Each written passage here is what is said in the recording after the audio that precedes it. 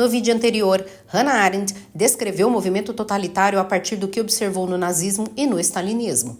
Nele, aprendemos que a Rússia revolucionária não tinha um movimento totalitário, o que nos fez perguntar como que um projeto de ditadura após a morte de Lenin transformou-se com certa rapidez no regime mais assassino de seu tempo.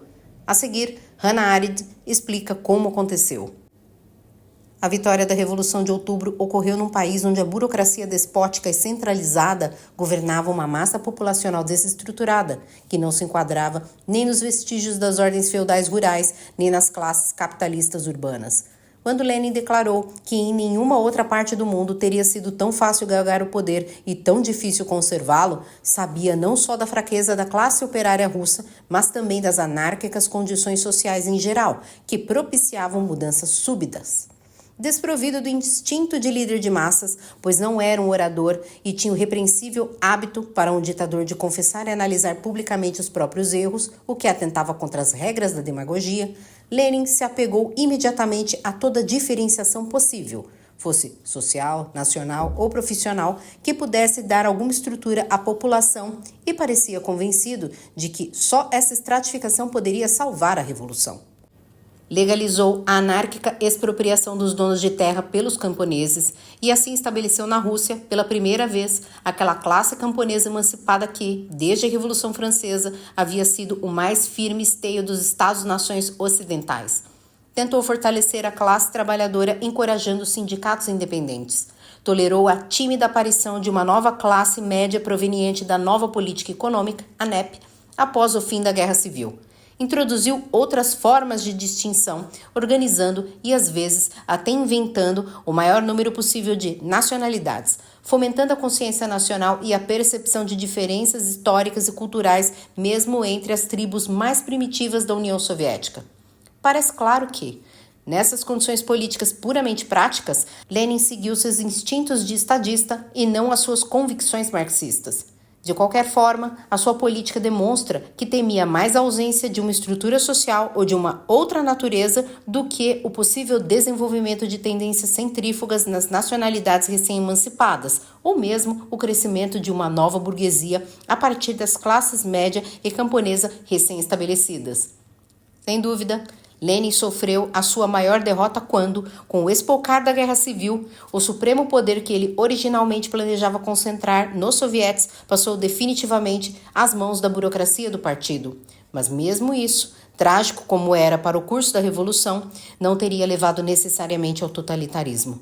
Uma ditadura unipartidária acrescentava apenas mais uma classe à estratificação do país já em curso, isto é, a burocracia que, segundo os críticos socialistas da Revolução, possuía Estado como propriedade privada. No momento da morte de Lenin, os caminhos ainda estavam abertos. A formação de operários, camponeses e classes médias não precisaria levar à luta de classes que havia sido característica do capitalismo europeu.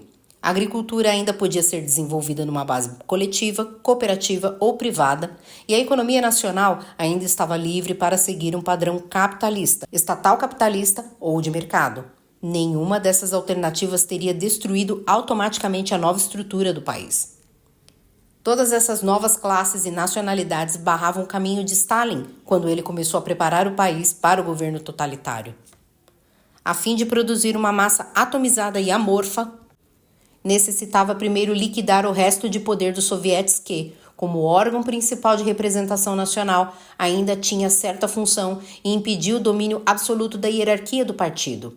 Assim, debilitou primeiro os sovietes nacionais, introduzindo neles células bolchevistas das quais sairiam os funcionários superiores para os comitês centrais.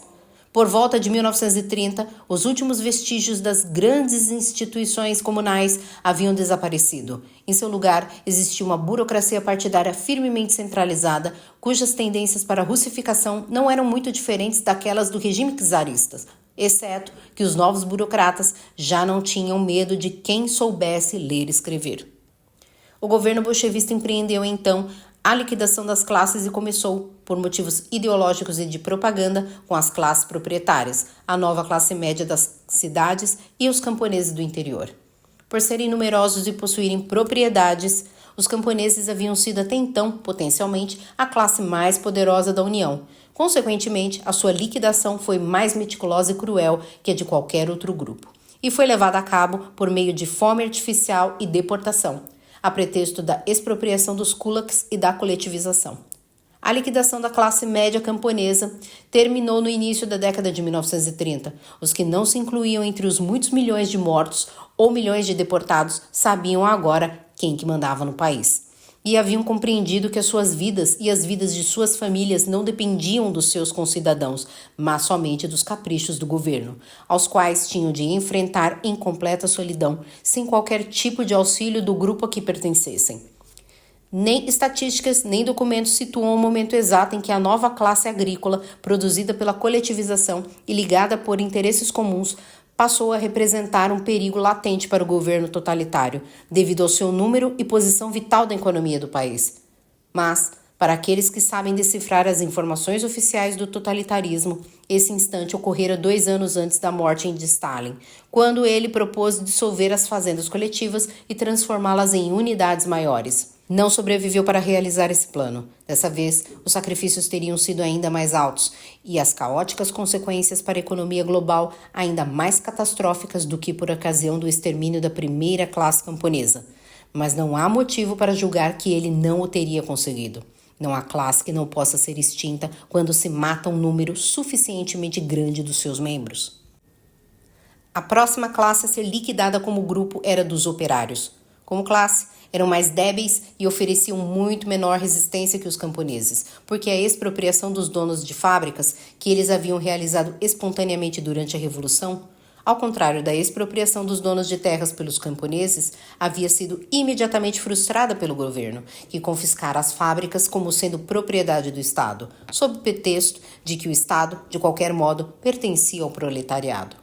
O sistema stakhanovista, adotado no início da década de 30, eliminou a solidariedade e a consciência de classe dos trabalhadores pelo estímulo à concorrência feroz. Esse sistema consistia numa campanha de propaganda e um modelo de organização do trabalho que incentivava trabalhadores a superarem as metas de produção estabelecidas pelos planos quinquenais. O nome vem de Alexei Stakhanov, um mineiro que se tornou símbolo desse movimento. Como resultado, o sistema stakhanovista criou um ambiente feroz de concorrência, o que favoreceu o surgimento de uma espécie de aristocracia operária, separada do trabalhador comum por uma distância social mais aguda que a distância entre os trabalhadores e a gerência. Esse processo foi completado em 1938, quando a criação do documento de trabalho transformou oficialmente toda a classe operária russa num gigantesco corpo de trabalhadores forçados. Finalmente, veio a liquidação daquela burocracia que havia ajudado a executar as medidas anteriores de extermínio. Stalin levou 2 anos, de 1936 a 1938, para se desfazer de toda a aristocracia administrativa e militar da sociedade soviética.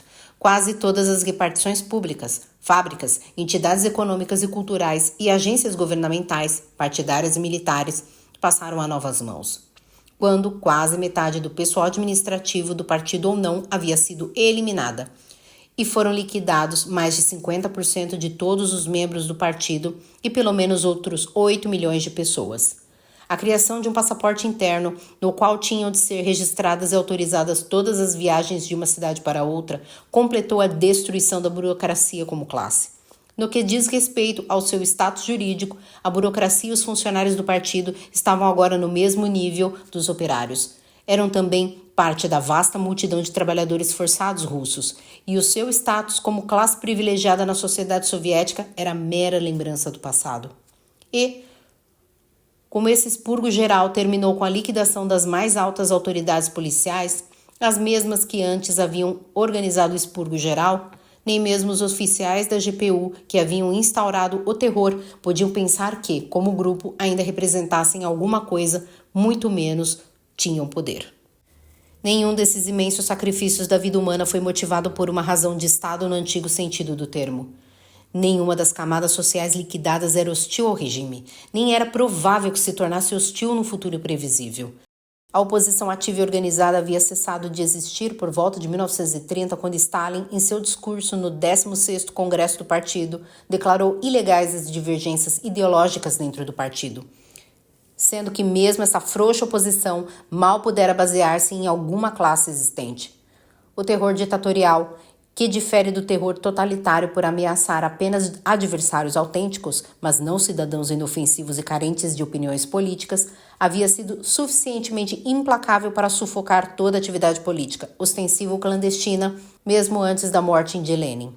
A intervenção do exterior, que poderia apoiar um dos setores descontentes da população, já não constituía perigo em 1930, quando a União Soviética, já reconhecida pela maioria dos estados e firmemente implantada, tornou-se parceiro do sistema internacional vigente.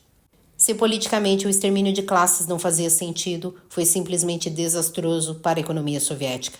As consequências da fome artificialmente criada em 1933 foram sentidas durante anos em todo o país. A introdução do sistema stakhanovista em 1935, com a arbitrária aceleração da produção individual, resultou no desequilíbrio caótico da jovem indústria. A liquidação da burocracia, isto é, da classe de gerentes e engenheiros das fábricas, terminou privando as empresas industriais da escassa experiência e do pouco know-how que a nova inteligência técnica russa havia conseguido adquirir.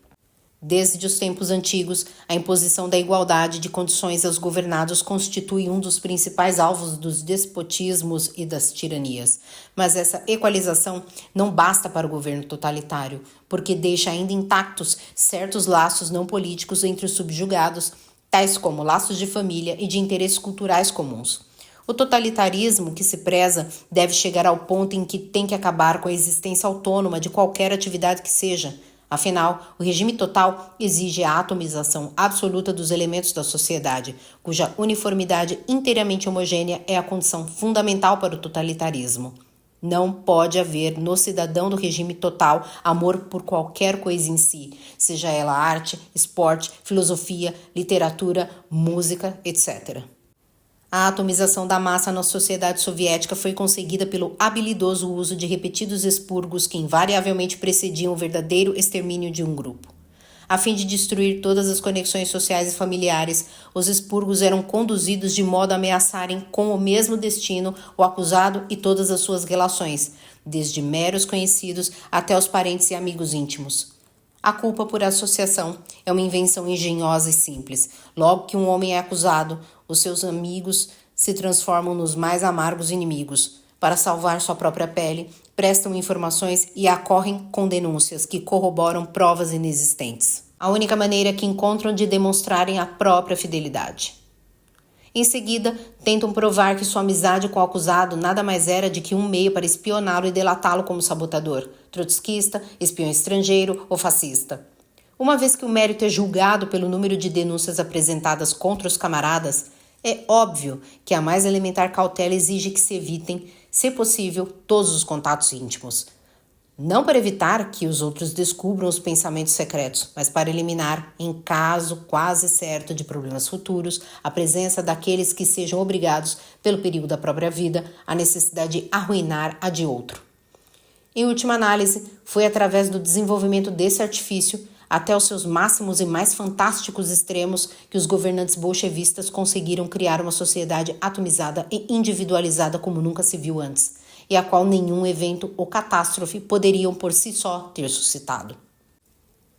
Meu ouvinte, quem como eu leu As Origens do Totalitarismo, percebeu em muitos capítulos o quanto Hannah Arendt foi uma arguta e lúcida observadora do monstro devorador não só de corpos, mas também de almas do seu tempo. Como o papel de As Origens era rastrear e compreender esse fenômeno, a autora se deteve mais aos aspectos históricos, políticos e filosóficos. Mas caso queira aprofundar-se na miséria sintetizada por Hannah, leia Sussurros, a vida privada na Rússia de Stalin. Sussurros, escrito pelo historiador britânico Orlando Figes, explora como as pessoas comuns viveram sob o regime stalinista na União Soviética, especialmente entre as décadas de 1930 e 1950. Baseando-se em entrevistas, memórias, cartas e arquivos pessoais, Figes reconstruiu as experiências íntimas e emocionais dos cidadãos soviéticos, como lidaram com o medo, a vigilância, a repressão e a lealdade ao regime. O título Sussurros remete ao clima de medo e silêncio que dominava as relações pessoais. Falar abertamente era perigoso. No próximo vídeo, aprenderemos com Hannah Arendt como o totalitarismo destrói a economia de um país. Até mais!